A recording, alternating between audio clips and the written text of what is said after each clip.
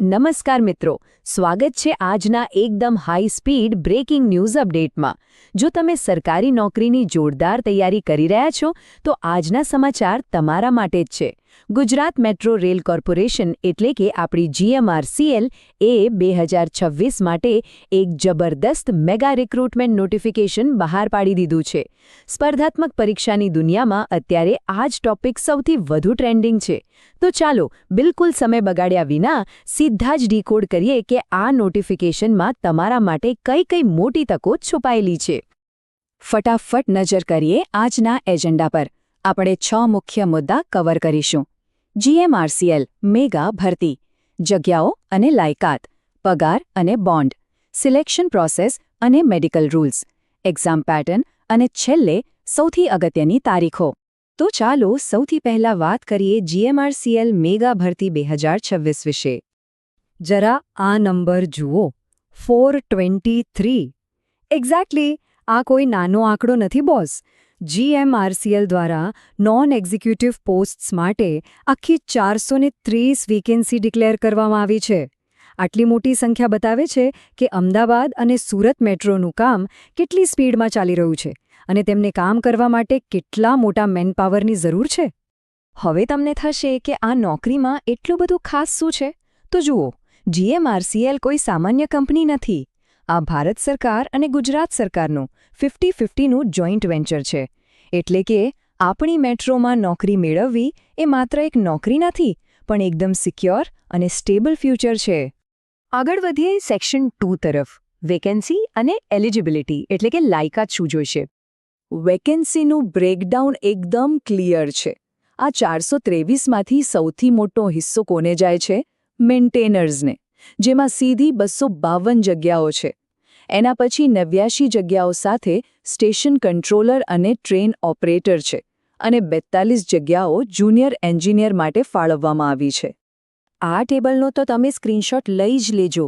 Station controller અને junior engineer માટે 18થી 28 વર્ષની ઉંમર અને એન્જિનિયરિંગ ડિપ્લોમા માંગેલ છે, જ્યારે મેન્ટેનરની પોસ્ટ માટે 10મા ધોરણ પછીનો 2 વર્ષનો ITI કોર્સ અને 18થી 25 વર્ષની ઉંમર હોવી જોઈએ। અલબત્ત અનામત વર્ગોને સરકારી નિયમો પ્રમાણે ઉંમરમાં છૂટછાટ મળશે જ। અને હવે એક એવો અપડેટ જે સાંભળીને હજારો સ્ટુડન્ટ્સ ખુશ થઈ જશે। જે મિત્રો અત્યારે ડિપ્લોમા, ડિગ્રી કે ITIના ફાઇનલ યરમાં છે, તેઓ પણ આ એક્ઝામ માટે પૂરેપૂરા એલિજિબલ છે। હા, બિલકુલ સાચું સાંભળ્યું। શરત માત્ર એટલી જ છે કે જ્યારે ડોક્યુમેન્ટ વેરિફિકેશનનો વારો આવે ત્યારે તમારી પાસે ઓરિજિનલ માર્કશીટ હોવી જોઈએ। છે ને જબરદસ્ત રાહતના સમાચાર? ચાલો હવે વાત કરીએ રોકડાની। સેક્શન 3 પગાર, સ્ટાઇપેન્ડ અને હા, પેલો બોન્ડ। જોબની શરૂઆતમાં 2 વર્ષનો ટ્રેનિંગ અને પ્રોબેશન પીરિયડ રહેશે। આ દરમિયાન મેન્ટેનરને 14,000 અને SCTO તથા જુનિયર એન્જિનિયરને 18,000 પ્રતિ માસ સ્ટાઇપેન્ડ મળશે। પણ પિક્ચર અભી બાકી હૈ। 2 વર્ષની ટ્રેનિંગ પૂરી થાય પછી તમને IDA પે સ્કેલ મુજબ પગાર મળશે, જેમાં સ્ટેશન કંટ્રોલર અને જુનિયર એન્જિનિયરનો પગાર 33,000થી શરૂ થઈને 1 લાખ રૂપિયા સુધી જઈ શકે છે। મતલબ ગ્રોથ જબરદસ્ત છે। પણ જો કે અહીંયા એક સિરિયસ કેચ છે જે તમારે જાણવો જ રહ્યો। નોકરી સાથે એક શ્યોરિટી બોન્ડ જોડાયેલો છે। તમારે કોર્પોરેશન સાથે મિનિમમ 3 વર્ષ કામ કરવાનો બોન્ડ સાઇન કરવો પડશે। સ્ટેશન કંટ્રોલર અને JE માટે આ બોન્ડની રકમ 2.5 લાખ રૂપિયા છે, જ્યારે મેન્ટેનર્સ માટે 1,25,000। એટલે કે તમારે લાંબા ગાળા માટે કમિટમેન્ટ આપવું પડશે। હવે આગળ વધીએ સેક્શન 4 તરફ। સિલેક્શન પ્રોસેસ અને મેડિકલ રાઉન્ડ। સિલેક્શનના આ 4 સ્ટેપ્સ મગજમાં ફિટ કરી લો। સૌથી પહેલા રિટન ટેસ્ટ। જો તમે સ્ટેશન કંટ્રોલર માટે ફોર્મ ભર્યું છે તો એક બીજો ટફ રાઉન્ડ આવશે, સાયકો એપ્ટિટ્યૂડ ટેસ્ટ। આ ક્લિયર કર્યા પછી જ ડોક્યુમેન્ટ વેરિફિકેશન અને છેલ્લે મેડિકલ એક્ઝામ થશે। JE અને મેન્ટેનર માટે કોઈ સાયકો ટેસ્ટ નથી હોતો। હવે આ બ્રેકિંગ એલર્ટ જરા ધ્યાનથી સાંભળજો। મેડિકલ સ્ટેન્ડર્ડ્સ બહુ જ કડક છે, એકદમ ઇન્ડિયન રેલવેના A1 અને B1 લેવલના, ખાસ કરીને આંખો માટે। જો તમે આંખની લાસિક સર્જરી કરાવી છે તો સોરી મિત્રો, તમે કોઈ પણ પોસ્ટ માટે એલિજિબલ નથી। આ એક બહુ જ સ્ટ્રિક્ટ રૂલ છે જેમાં કોઈ બાંધછોડ નહીં થાય।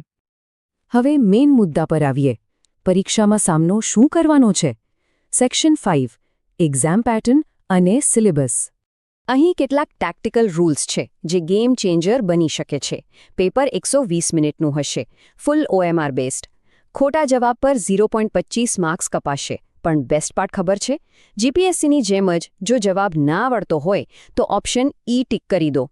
આવું કરશો તો તમે નેગેટિવ માર્કિંગથી સેફ થઈ જશો. ખરેખર બહુ જ મસ્ત સિસ્ટમ છે. સિલેબસનું બ્રેકડાઉન જોઈએ તો 5 વિષયો છે: ટેકનિકલ નોલેજ, ગુજરાતી ભાષા, રીઝનિંગ, મેથ્સ અને જનરલ ઇંગ્લિશ. સ્ટેશન કંટ્રોલર અને જુનિયર એન્જિનિયર માટે 120 પ્રશ્નો હશે, જ્યારે મેન્ટેનર માટે 100 પ્રશ્નોનું પેપર હશે, જેમાં સૌથી વધારે વેટેજ 40 માર્ક્સ સાથે ટેકનિકલ નોલેજનું રહેશે. અને અહીં એક મોટો ટ્વિસ્ટ છે, બરાબર સાંભળજો. ગુજરાતી ભાષાની ટેસ્ટ માત્ર ને માત્ર ક્વોલિફાઇંગ છે. જનરલ કેટેગરી માટે 60% અને રિઝર્વ્ડ માટે 50% માર્ક્સ લાવવા કમ્પલ્સરી છે. જો આટલા માર્ક્સ નહીં આવે તો તમારું બાકીનું પેપર ચેક જ નહીં થાય. પણ ખુશીની વાત એ છે કે આ માર્ક્સ તમારા ફાઇનલ મેરિટમાં નહીં જોડાય. એટલે ગુજરાતી પાસ કરો અને ગેમમાં ટકી રહો. છેલ્લે સેક્શન 6 ઇમ્પોર્ટન્ટ ડેટ્સ અને એપ્લિકેશન. સમય બહુ જ ઓછો છે. આ ટાઈમલાઈન નોંધી જ લેજો. 29 એપ્રિલથી પોર્ટલ ઓપન થઈ ગયું છે અને ફોર્મ ભરવાની છેલ્લી તારીખ 28 મે છે. ફી 31 મે સુધીમાં ભરી દેવાની છે. અને એક્ઝામ જૂન અથવા જુલાઈ 2026માં લેવાઈ પણ જશે. એટલે સમજી લો કે કાઉન્ટડાઉન શરૂ થઈ ચૂક્યું છે. ફી સ્ટ્રક્ચર પણ એકદમ ક્લિયર છે. અનરિઝર્વ્ડ કેટેગરીના પુરુષ ઉમેદવારો માટે આ નોન રિફંડેબલ ફી ₹600 છે, જ્યારે SC, ST, SEBC, EWS, મહિલાઓ અને એક્સ સર્વિસમેન માટે ફી ફક્ત ₹300 રાખવામાં આવી છે. ફોર્મ સબમિટ કરતી વખતે આ નાનકડી ભૂલોથી બચજો. વેલિડ ઈમેલ અને મોબાઈલ નંબર નાખજો. ફોટો અને બ્લેક ઇંકથી કરેલી સિગ્નેચરની સાઇઝ 15 KBથી વધવી ના જોઈએ, નહીતર ફોર્મ સીધું રિજેક્ટ.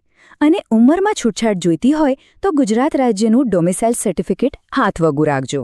તો મિત્રો, આ હતું GMRCL 2026 મેગા રિક્રુટમેન્ટનું A to Z એનાલિસિસ.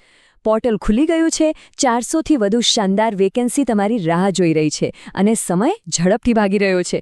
તો શું તમે આપણી મેટ્રોમાં તમારી કેરિયર સિક્યોર કરવા રેડી છો? ફટાફટ તૈયારીમાં લાગી જાઓ. અને હા, આવા જ પાવરફુલ અને ઓથેન્ટિક અપડેટ્સ માટે અમારી સાથે જોડાયેલા રહેજો. બુક્સ ખોલો અને વાંચવા બેસી જાઓ. All the very best. ફરી મળીશું નવા